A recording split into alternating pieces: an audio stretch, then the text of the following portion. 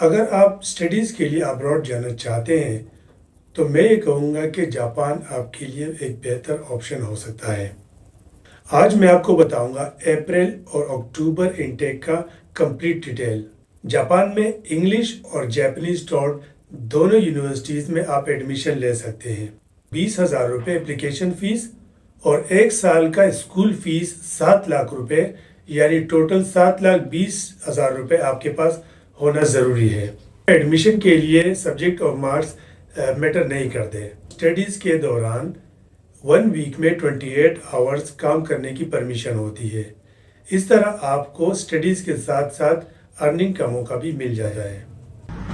I have got my Japan student visa and you can be the next one. See you in Japan, inshallah.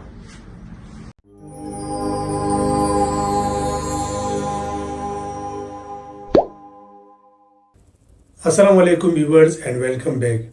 آج کی video میں ہم Japan student visa سے related بات کریں گے۔ اگر آپ اسٹڈیز کے لیے ابراڈ جانا چاہتے ہیں تو میں یہ کہوں گا کہ جاپان آپ کے لیے ایک بہتر آپشن ہو سکتا ہے۔ جاپان کا اسٹوڈنٹ ویزا اتنا زیادہ مشکل نہیں ہے جتنا کہ لوگ بتاتے ہیں۔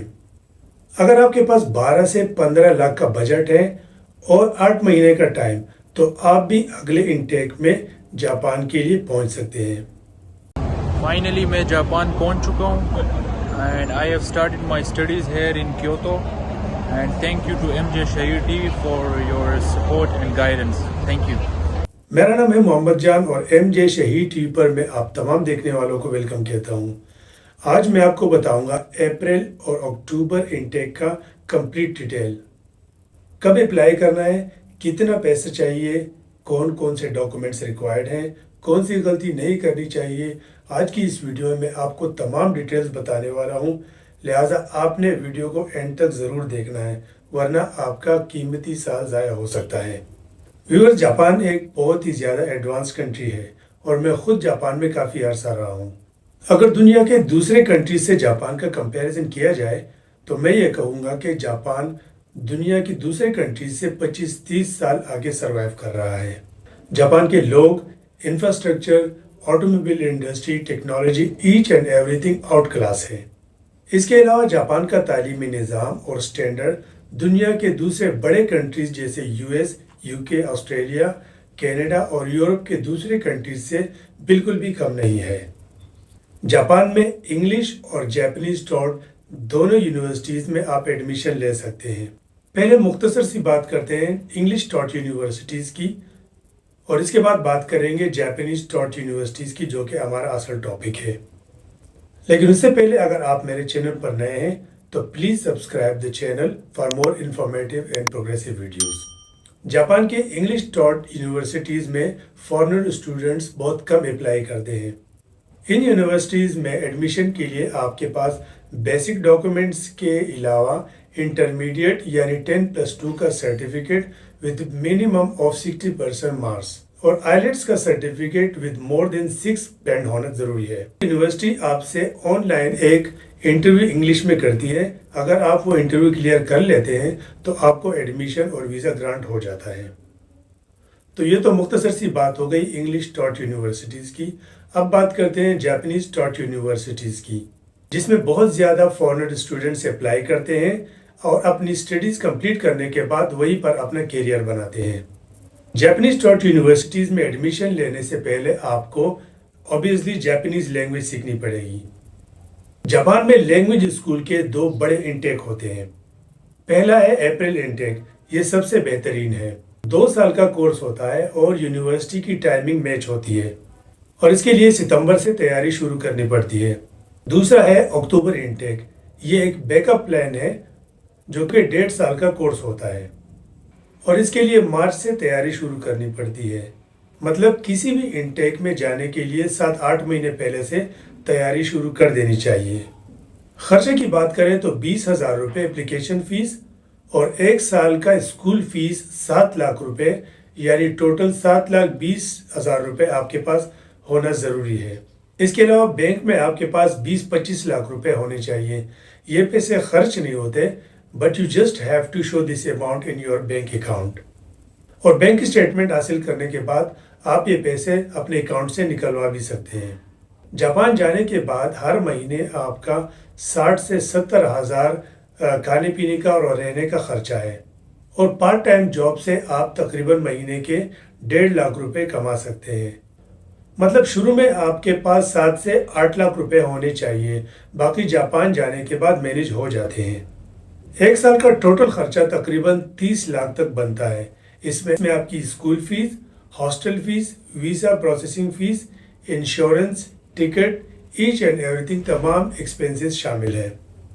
ریکوائرڈ ڈاکومنٹس کی بات کریں تو اس میں سب سے پہلے آپ کا passport with 1 year of validity minimum، matric, intermediate certificates, CNIC، birth certificate, آپ کے اسپانسر کا bank statement with maintenance certificate, proof of business, source of income, NTN، tax return, اور اگر آپ کے اسپانسر کا بزنس کامرس آف چیمبر سے affiliated ہے تو اس کا سرٹیفکیٹ یا کارڈ بھی لگے گا۔ اس کے علاوہ آپ کے اسپانسر کی طرف سے ایک ایفیڈیوٹ بھی لگے گا۔ اسپانسر کا مطلب وہ شخص ہوتا ہے جو کہ آپ کے تمام تعلیمی اخراجات برداشت کرنے کا ذمہ دار ہوگا۔ آپ کا اسپانسر آپ کے پیرنٹس یا سبلنگ یا آپ کے رشتہ داروں میں سے کوئی بھی ہو سکتا ہے، اور اپنے اسپانسر سے ریلیشن پروف کرنے کے لیے آپ کو FRC کی کاپی بھی لگانی پڑے گی، جو کہ نادرا کے آفس سے ایشو ہوتی ہے۔ انٹرمیڈیٹ آپ نے کسی بھی سبجیکٹ سے کیا ہو، چاہے پری میڈیکل سے ہو، پری انجینئرنگ سے ہو، کمپیوٹر سائنس ہو یا کامرس سے ہو، سبجیکٹ کا کوئی ایشو نہیں ہے اور نہ ہی کوئی اسپیسیفک مارکس چاہیے۔ جاپانیز لینگویج میں ایڈمیشن کے لیے سبجیکٹ اور مارکس میٹر نہیں کرتے۔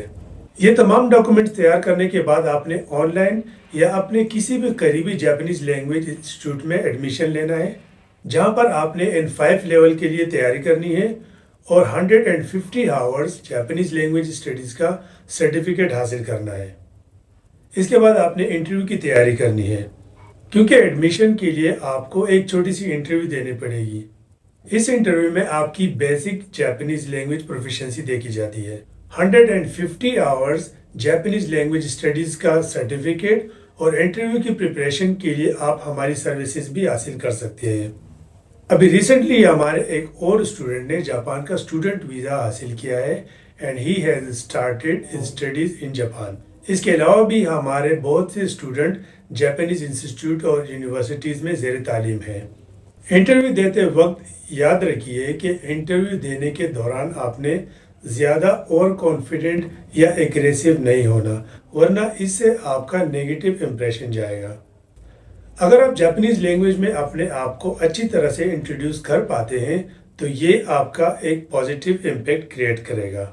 انٹرویو سے پہلے آپ کو مینٹلی اور اسکلفلی پریپیئرڈ ہونا ضروری ہے، کیونکہ انسٹیٹیوٹ والے آپ کو اس لیے ریجیکٹ نہیں کرتے کہ آپ کے پاس اسکل یا ٹیلنٹ نہیں ہے، بلکہ وہ آپ کو اس لیے ریجیکٹ کرتے ہیں because you are not well prepared.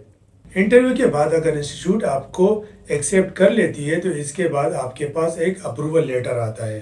آپ نے اس اپروول فارم کو فل کرنا ہے اور اپنے تمام اوریجنل ڈاکومنٹس اس فارم کے ساتھ لگا کر یونیورسٹی بھیج دینے ہیں۔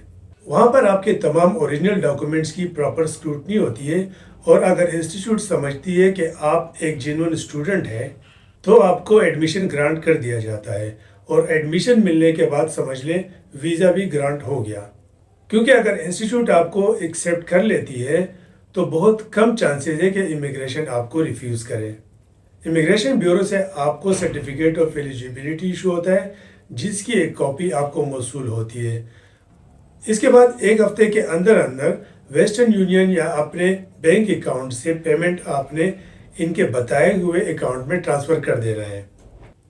جاپان میں پیمنٹ کنفرمیشن کے بعد آپ نے اپنا COE، ایڈمیشن لیٹر اور پاسپورٹ اپنے کسی قریبی جیریز آفس میں جمع کرنے ہیں، جہاں سے یہ ڈاکومنٹس جاپان ایمبیسی میں جائیں گے اور تقریباً ہفتہ 10 دن میں آپ کا ویزا لگ کر آ جائے گا۔ اس تمام پروسیس میں 6 to 8 months تک لگ جاتے ہیں۔ جاپان جانے کے بعد آپ کو اسٹڈیز کے دوران 1 week میں 28 hours کام کرنے کی پرمیشن ہوتی ہے۔ اس طرح آپ کو اسٹڈیز کے ساتھ ساتھ ارننگ کا موقع بھی مل جاتا ہے۔ اگر ویڈیو اچھی لگی ہے تو ویڈیو کو لائک کر دیں، اس کے علاوہ what is JLPT, N5 level اور انٹرویو کی تیاری کیسے کرنی ہے, کاتاکانا اور ہیراکانا کیسے سیکھیں, اور جیریز آفس سے آن لائن اپائنٹمنٹ کیسے آپ لے سکتے ہیں. اس تمام ٹاپکس پر میری ویڈیوز بنی ہوئی ہیں اور ان تمام ویڈیوز کی لنکس میں ڈسکرپشن میں شیئر کر رہا ہوں. اگر آپ چاہیں تو میری وہ ویڈیوز بھی دیکھ سکتے ہیں. اپنا بہت سارا خیال رکھیے گا. تو ملتے ہیں کسی دوسری ویڈیو میں. تب تک اللہ حافظ.